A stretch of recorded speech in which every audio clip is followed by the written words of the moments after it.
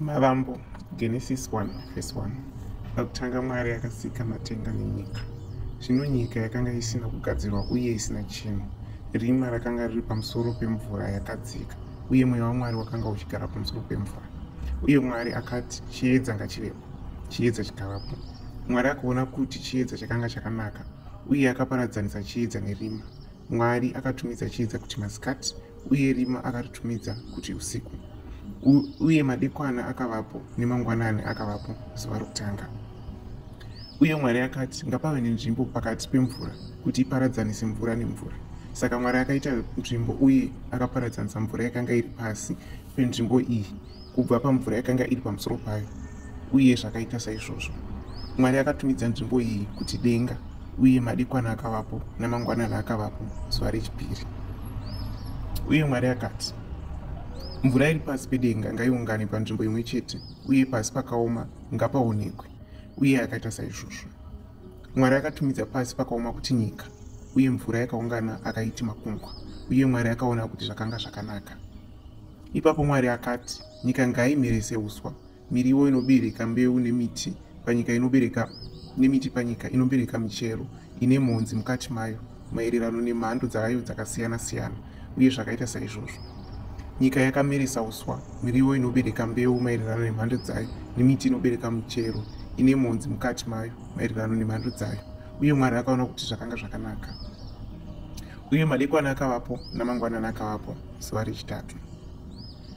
Uye Mwari akati, ngakuve nezviedza munzvimbo yedenga kuti zviparadzanise masikati kubva pausiku, uye ngazvishande sezviratidzo zvokucherechedza mwaka namazuva namakore. Uye ngazvive zviedza munzvimbo yedenga kuti zvivhenekere panyika. Uye zvakaita saizvozvo.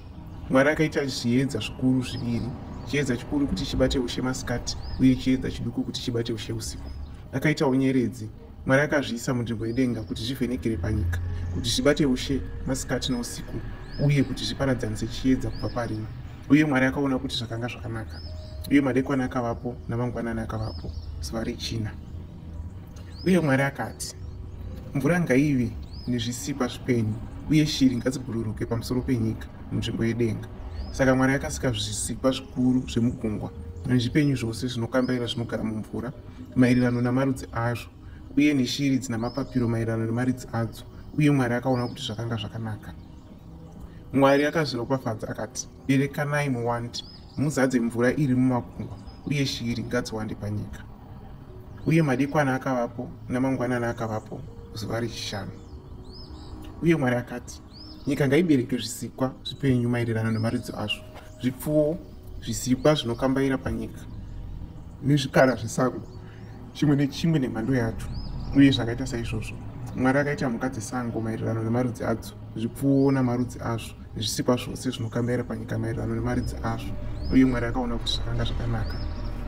Ipapo Mwari akati, ngatiitei munhu nemufananidzo wedu, akafanana nesu, uye ngavave nemasimba pamusoro pehove dzegungwa, nepamusoro peshiri dzedenga, nepamusoro pemombe, nepamusoro penyika yose, uye nepamusoro pezvisikwa zvose zvinokambaira panyika. Saka Mwari akasika munhu nomufananidzo wake. Akamusika mumufananidzo waMwari, akavasika murume nomukadzi. Mwari akavaropafadza akati kwavari, berekanai muwande, zadzai